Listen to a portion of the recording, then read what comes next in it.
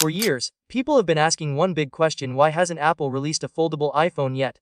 While companies like Samsung jumped into the foldable phone market years ago, Apple has stayed surprisingly quiet. But recent events in the foldable smartphone world suggest that Apple's patience might actually be the smarter strategy.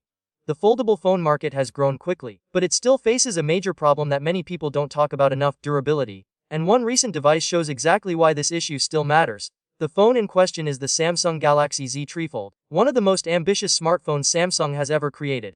As the name suggests, it features a fold design that allows the display to expand into a much larger screen. When it launched, excitement around the device was massive. Despite its extremely high price, nearly $2,900, the phone reportedly sold out within minutes in the United States. But shortly after people started using the device, reports began appearing online about a serious problem. Some users claimed that the large foldable display could randomly stop working. In certain cases, the screen simply failed, leaving owners with a very expensive device that no longer functioned properly. To be fair, the Galaxy Z Fold is a first-generation product, and early devices often experience problems. New technology takes time to mature, and companies usually improve reliability over several generations. But the situation highlights a bigger reality about foldable smartphones: they are still evolving. Even some of the most refined foldable devices today can experience issues over time. For example, models like the Samsung Galaxy Z Fold 7 have received excellent reviews overall. Yet there have still been reports of displays failing after extended use. This is exactly the kind of problem Apple has been trying to avoid. Apple has taken 7 years to enter the foldable smartphone market, even though Samsung introduced its first foldable devices back in 2019. Instead of rushing into the category, Apple has reportedly spent years refining the design of its first foldable phone. According to supply chain reports, the company has invested heavily in developing a more durable hinge mechanism to reduce the risk of physical damage over time. The upcoming foldable iPhone is also expected to look different from most existing foldable phones. Rather than copying the typical designs used by other manufacturers, Apple is reportedly working on a wide folding design.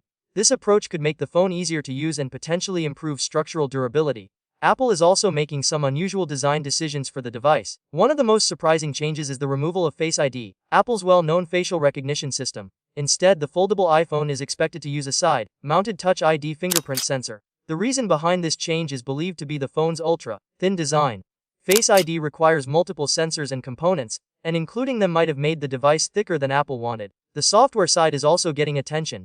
Apple is reportedly redesigning parts of iOS to better support foldable displays. Apps could look and behave differently on the foldable iPhone compared to regular iPhones, making better use of the larger screen area. All of these adjustments suggest that Apple wants its first foldable phone to feel polished rather than experimental. Meanwhile, companies like Samsung have taken a different approach. Samsung often releases new technology earlier, even if it means the first generation might have some issues. The idea is simple: launch the product, learn from real-world usage, and improve it in future versions. And surprisingly, this strategy works. The Galaxy Z Fold still sold out quickly despite the risks and the extremely high price. That shows how powerful novelty can be in the tech world. People love trying new technology, even if it's not perfect yet. This is similar to what happened with other experimental devices, such as Samsung's extended reality headset, the Samsung Galaxy XR headset. These types of products often start as limited experiments before evolving into more polished devices. Samsung has already proven that foldable phones can succeed. The Galaxy Z Fold series, including models like the Samsung Galaxy Z Fold 6 and Z Fold 7, has continued to grow in popularity over the years. But Apple seems determined to avoid releasing a device that might disappoint users early on. By waiting longer, Apple hopes to launch a foldable iPhone that feels more reliable and refined right from the beginning. Of course, even with all that preparation, there is still no guarantee that the first foldable iPhone will be perfect. New technology always carries risks. But if Apple's approach works, the company could deliver a foldable phone that avoids many of the durability problems we're seeing today.